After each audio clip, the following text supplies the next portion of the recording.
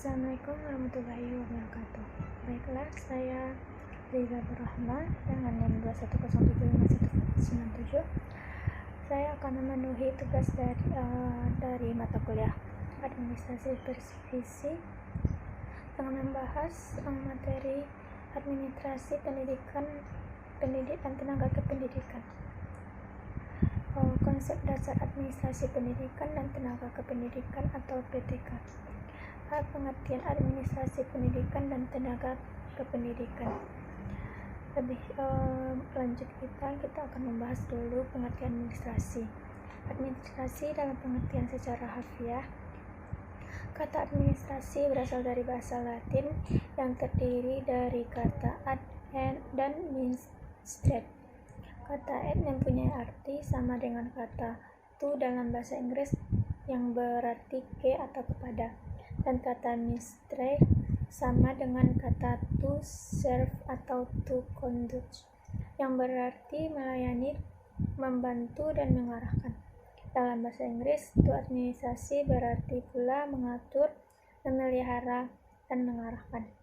Jadi kata administrasi secara harfiah dapat diartikan sebagai kegiatan atau usaha untuk membantu, melayani, mengarahkan atau mengatur semua kegiatan di dalam mencapai suatu tujuan.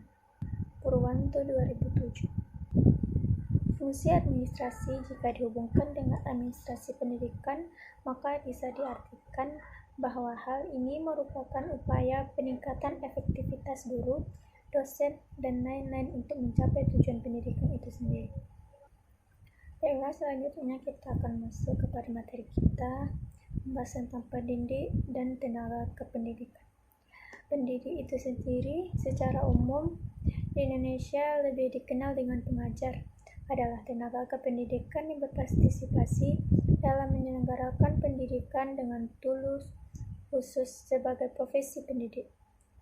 Pendidik mempunyai sebutan lain sesuai kekhususannya, yaitu guru, dosen, konselor, pamong belajar, bidayasaya, tutor, instruktur, fasilitator. Sedangkan dalam Undang-Undang Nomor 20 Tahun 2003, Pendidik dan Tenaga Kependidikan Pasal 39 mengatakan bahwa pendidik merupakan tenaga profesional yang bertugas merencanakan dan melaksanakan proses pembelajaran, menilai hasil pembelajaran, melakukan pembimbingan dan pelatihan, serta melakukan penelitian dan pengabdian kepada masyarakat, terutama bagi pendidik di perguruan tinggi. Selanjutnya adalah tenaga kependidikan.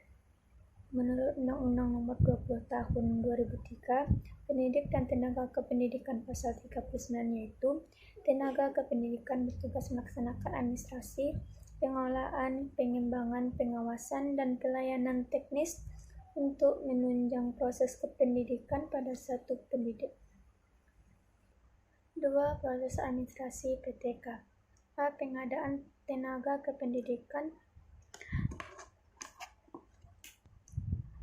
Pengadaan tenaga personel adalah proses kegiatan untuk mengisi formasi yang kosong.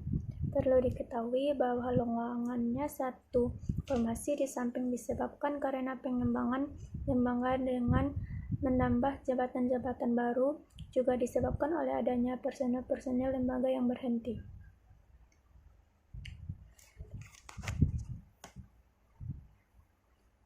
Pengadaan tenaga pendidikan.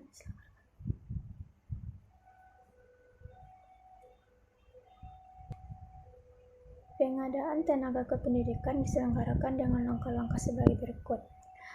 Pengumuman adanya formasi baru. Pengumuman ini dilakukan untuk memberitahukan kepada seluruh masyarakat yang memenuhi kualifikasi melalui media cetak maupun media elektronik. B. Pendaftaran. Pendaftaran dilakukan setelah pengumuman tersebut, dan pendaftaran mengajukan permohonan dengan memenuhi syarat yang telah ditentukan beserta lampiran lainnya yang dibutuhkan. C. Seleksi atau penyaringan. Dalam pengadaan tenaga kependidikan, penyaringan dilaksanakan melalui 2 tahap, yaitu penyaringan administratif Penyaringan administratif dilaksanakan berupa pemeriksaan terhadap kelengkapan beserta lampirannya. Apabila terdapat kekurangan lengkapan dalam hal administratif, maka peserta tersebut akan gagal. 2. Ujian atau tes. Setelah peserta yang lulus dan tes penyaringan administratif, maka akan mengikuti ujian pegawai dengan materi pengetahuan umum, pengetahuan teknis, dan lainnya dipandang perlu. 3. Pemeriksaan medis atau kesehatan calon, baik dengan menunjukkan informasi kesehatan maupun pemeriksaan yang dilakukan secara langsung oleh tim yang sengaja dibentuk. D. Pengumuman. Pengumuman ini berisi peserta yang lolos dalam seleksi sesuai ketentuan dan penempatan kerja. B. Penempatan merupakan tindakan pengatur atas seseorang untuk menempati sesuatu posisi atau jabatan. C. Orientasi. Orientasi merupakan upaya memperkenalkan seseorang tenaga kependidikan yang baru terhadap situasi dan kondisi pekerjaan atau jabatan. Ada juga berpendapat orientasi adalah suatu proses pemberian pemahaman kepada peserta tentang segala sesuatu yang berkaitan dengan latihan yang sedang diadakan. Selanjutnya adalah kesejahteraan PTK, yang termasuk pada kesejahteraan PTK yaitu gaji.